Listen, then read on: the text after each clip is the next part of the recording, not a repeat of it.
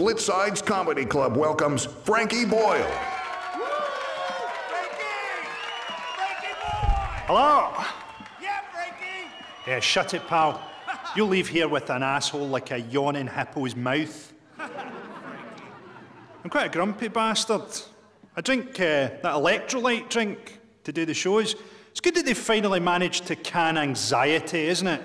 It's good that there's a drink that gives me the resting heart rate of a serial killer ejaculating into a school sock. I don't drink.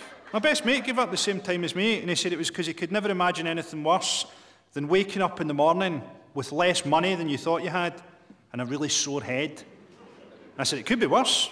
You could wake up with much more money than you thought you had and a really sore arse.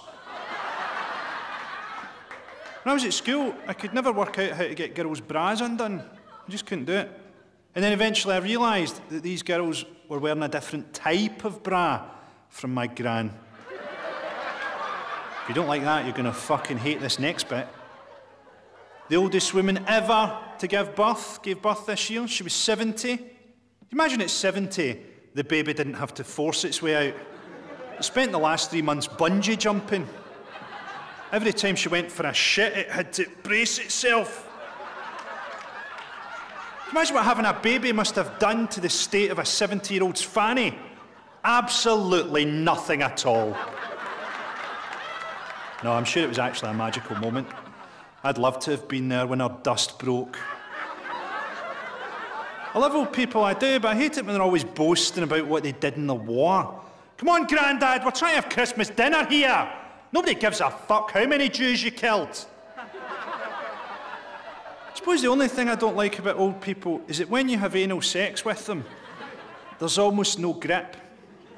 You'd get more purchase fucking their open grave. I'm trying to think if I've got any cheerful jokes at all. Oh yes, as a man, never get a Brazilian. Because when you get a hard-on, you look like a sundial at noon. You know my favourite time of year? Halloween.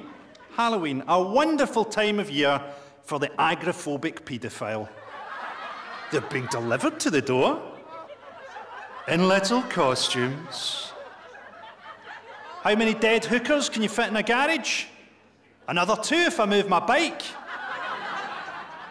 See, I think a lot of the stuff with offensiveness in comedy comes from the fact that we're often talking about big stereotypes and generalisations. And they're not always true, are they? So, for example, I've got a friend who does a routine about, oh, don't you hate it when your partner comes to bed and they're cold? They try and get heat off you. And I always think, well, what if you're a necrophiliac? Maybe you love it when they're cold.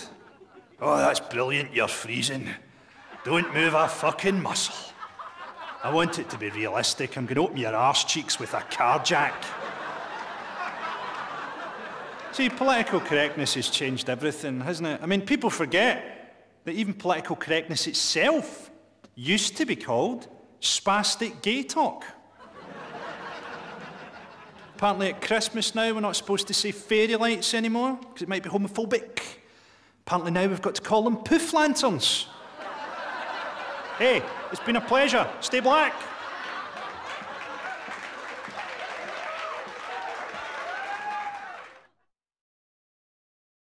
Remember the moment. We should have heckled him more, bro. What's poppin'?